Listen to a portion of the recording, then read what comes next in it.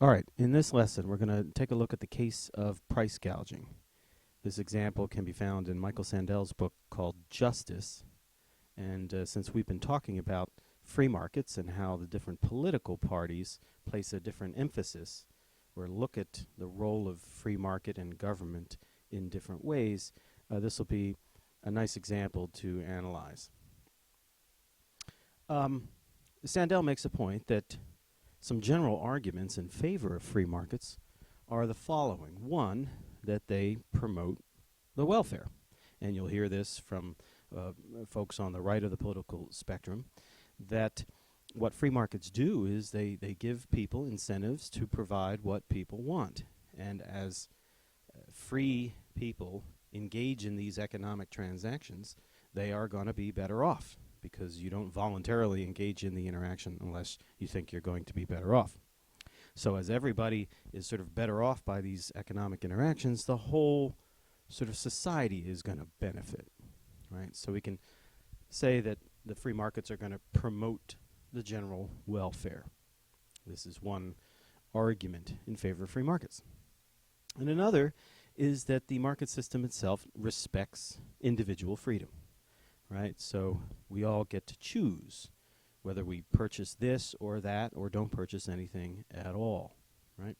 So we are the ones that place value on things, and we purchase things according to our values and our goals, etc.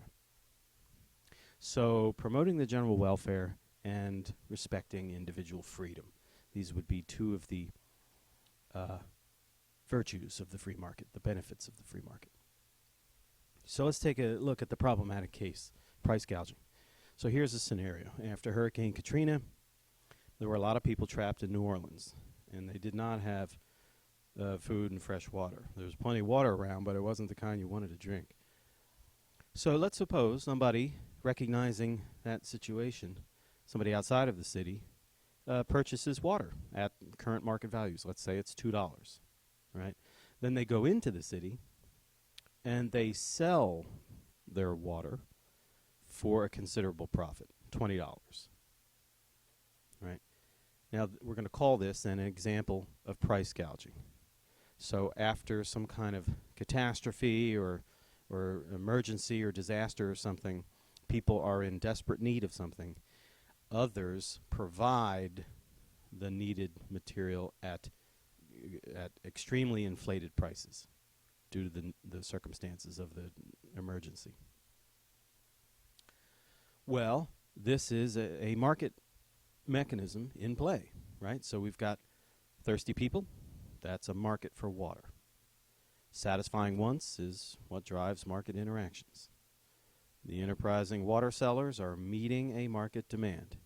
And according to the principle of supply and demand, increased demand for a product is going to push the price higher. Right, so sellers can get a higher and higher price for water if the demand becomes greater and greater.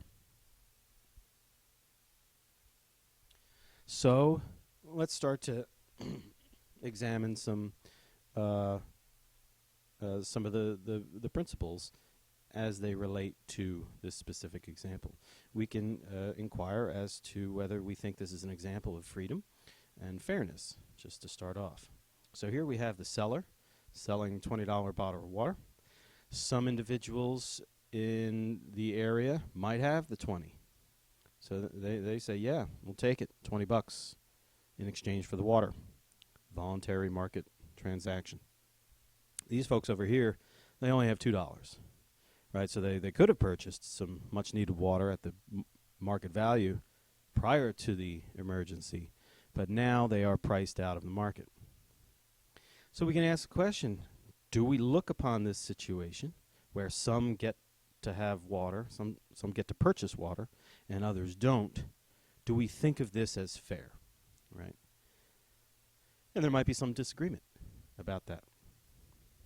And we mentioned before in the introduction to the political psychology, people sort of looking at the same scenario might come to different interpretations, might come to different conclusions.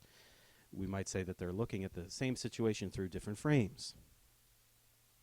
They might have different notions of what's fair. What about freedom?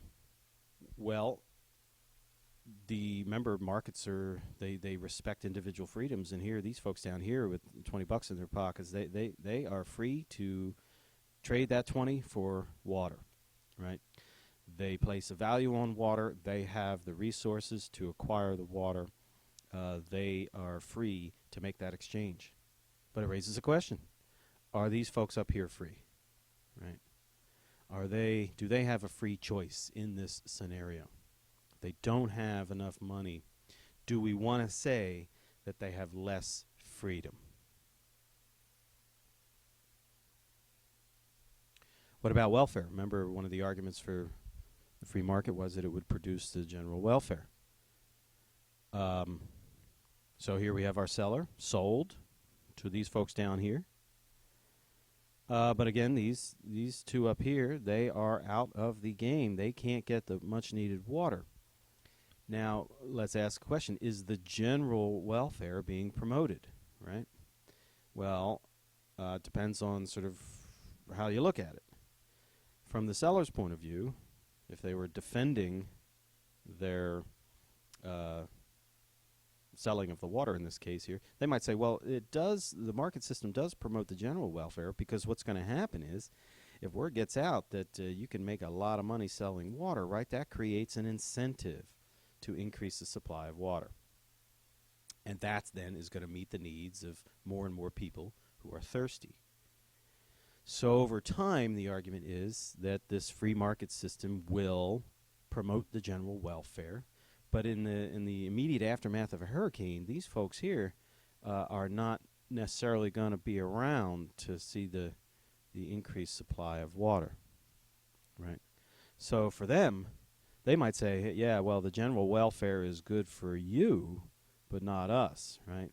In other words, they're not going to be persuaded by this argument of, yeah, well, free markets, they promote the general welfare, because they're on the losing end of this interaction. Whereas these two down here might be persuaded that, yes, free markets advance the general welfare. The markets promote the general welfare. And notice then we can make a distinction between different kinds of arguments. We'll call this one up here a conflict argument. In other words, that these two here are noticing that the interests of themselves differs from the interests of others in the community, right? So what serves their interests down here might not be serving their interests. We're going to call that sort of a conflict argument, or a conflict view of society, that society is filled with different groups whose interests might conflict. These folks down here, they might be taking what we're going to call a consensus argument, or a consensus view, that yes, they benefited from this interaction, but if you just sort of give it time, everybody will benefit. So they downplay any differences in the interests of these two parties. So if a group makes the argument that what's good for them is good for everybody, that would be like a consensus argument.